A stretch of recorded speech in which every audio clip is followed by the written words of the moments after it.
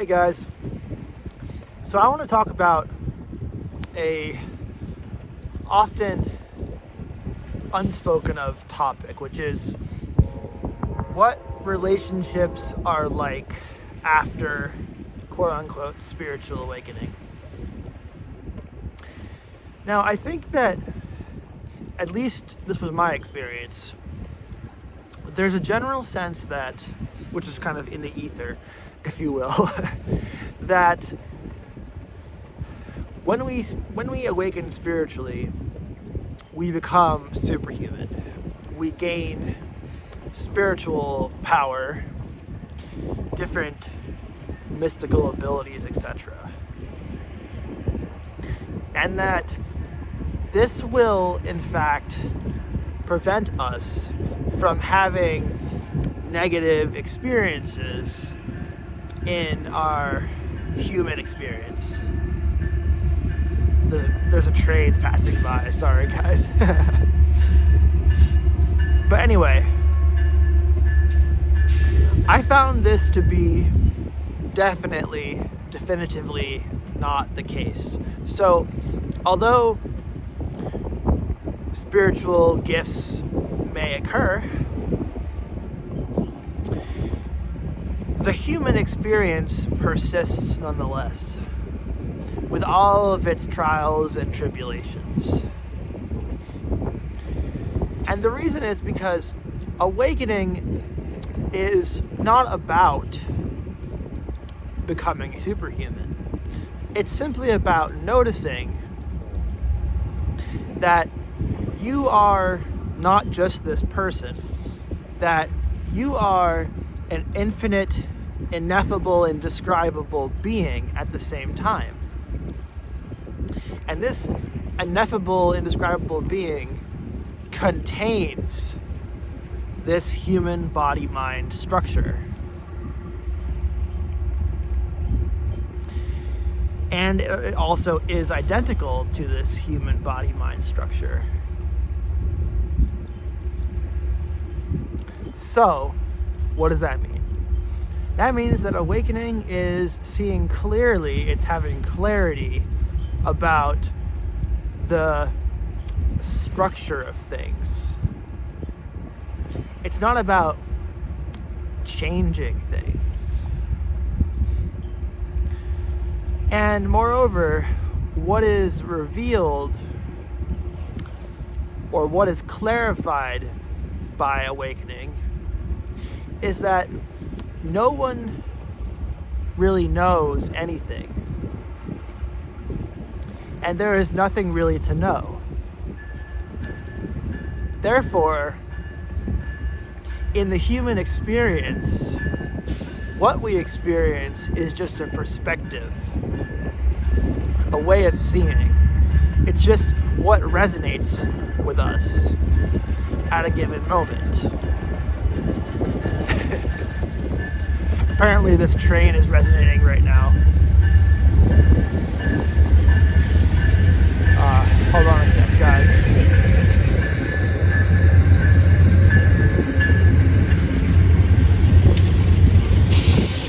So anyway, so any relationship dynamic can still appear. You still have all of your relationship problems, but I will say this.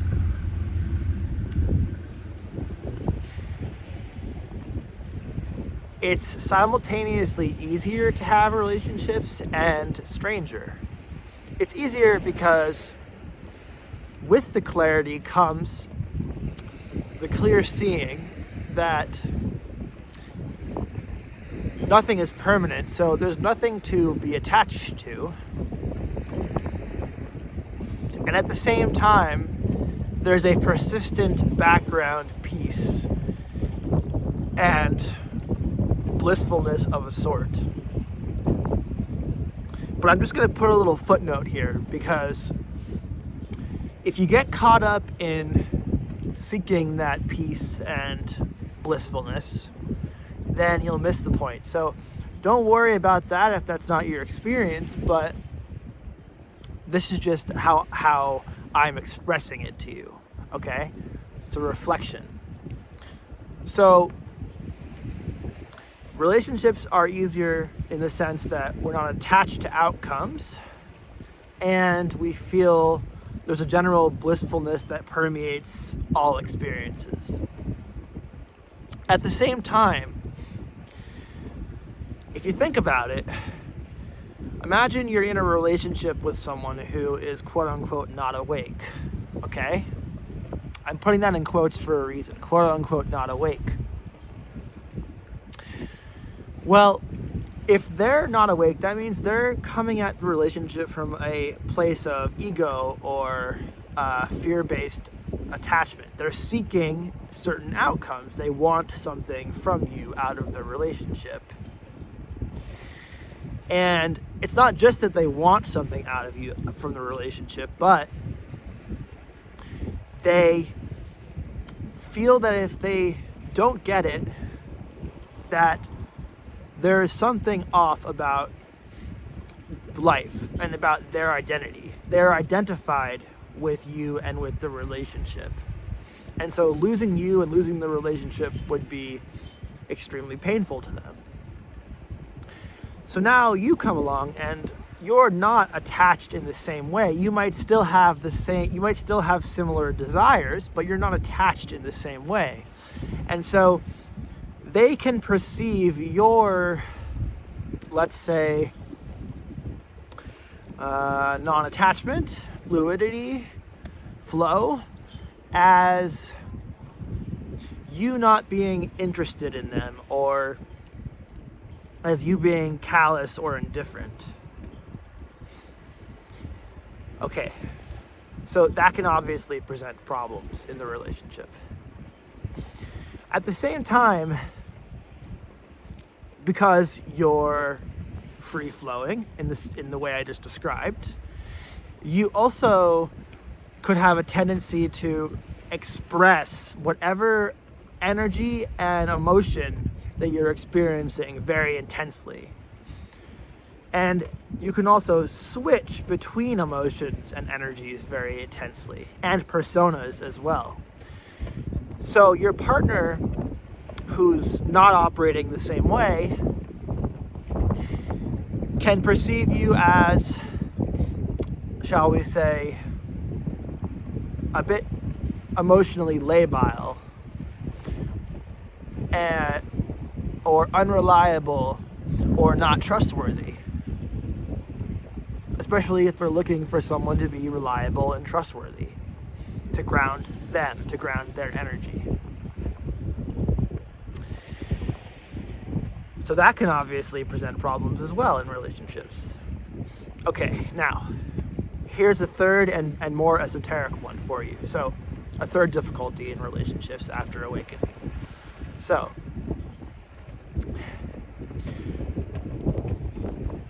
if you are very clear, if you have a very clear awakening, you may also become much more sensitive to your environment, which is to say, to your experience.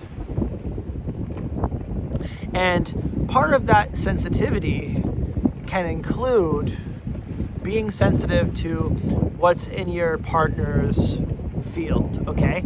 So being aware of thoughts, thought forms, and unconscious movements of energy that even they are not aware of. And so suppose you're, in an argument with your spouse, say, and they're saying one thing, but their energy is saying another thing. Or you're not even talking to them, but suddenly you pick up on a thought that's floating around in their field, okay? And then imagine you bring up this thing that you're perceiving to them. And they're like, what? I don't know what you're talking about. That's not true. And by the way, why are you disregarding my experience right now? So obviously, this kind of thing can cause a problem in relationships too. All right, so relationships are easier and they're stranger at the same time for those reasons. And this, again, is my experience, right? So, okay.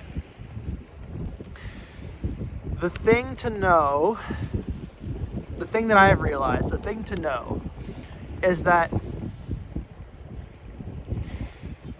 as I said, everything that you experience is a dimension of experiencing, is a measurement, is a perspective, okay? Because there's nothing outside of you. So it's all just an experience happening, including the experience of making choices, having intentions, and having desires. And perceiving what's in the subtle dimensions of other people's fields, okay? Because you're experiencing other people, right? So really it's just an experience, the whole thing, okay? What that means is, if you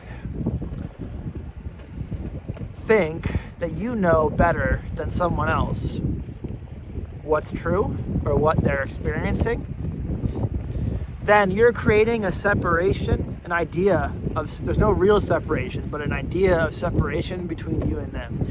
You're saying, this is true and this is not true. I get it and you don't get it. Separation, right? You're creating the experience of separation, you could say. Or you could just say, there is the experience of separation happening in that case. But no one ever knows anything and nothing is ever knowable. So that separation, that distinction between being right and being wrong is an illusion. And moreover,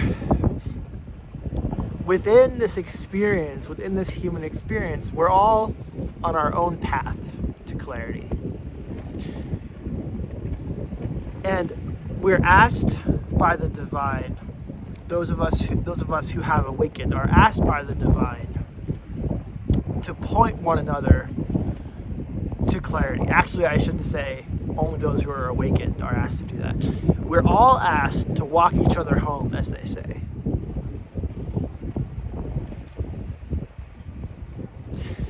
So we can't really judge someone for being on the wrong path, but we can have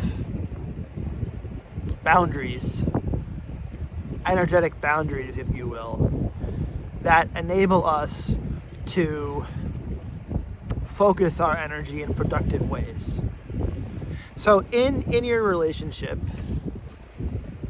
as an awakened being, yes, have boundaries. Yes, use your sensitivity to benefit yourself and others. But be careful, I would say, be careful not to assume that you know better than anybody, and not to try to fix anyone, because there's nobody really around who needs fixing. Okay, final point I want to make in this video. So, awakening, that clarity can come, but it's not disembodied. It's an embodied clarity, or it becomes an embodied clarity.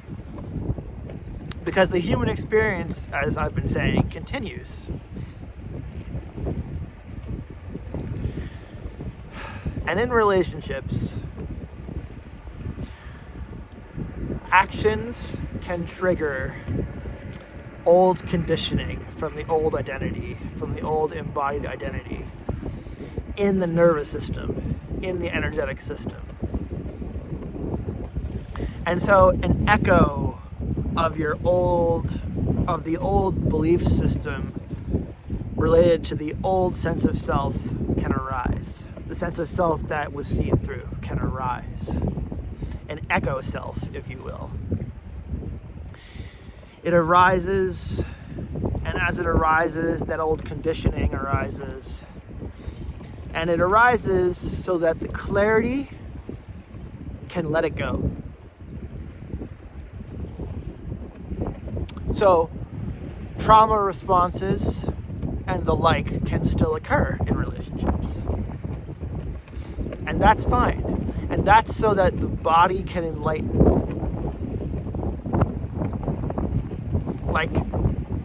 Just like the clarity. The clarity reveals that every moment is always enlightened, but in the relative experience, in the story of a life, enlightening can deepen. The vessel can enlighten as well. That's been my experience anyway. So I hope you got something out of this video. I recognize it's been a little rambly. There's a lot to say on this subject, so I'm trying to kind of weave it all together and condense it. But I will be making more videos on this topic in the future. And so if you've enjoyed this, if you've benefited from it, please consider liking and subscribing. That lets me know that I'm on the right track and I'm being helpful, and it excites me and I like it. So I'm gonna keep showing up for you. That's what I'm here for.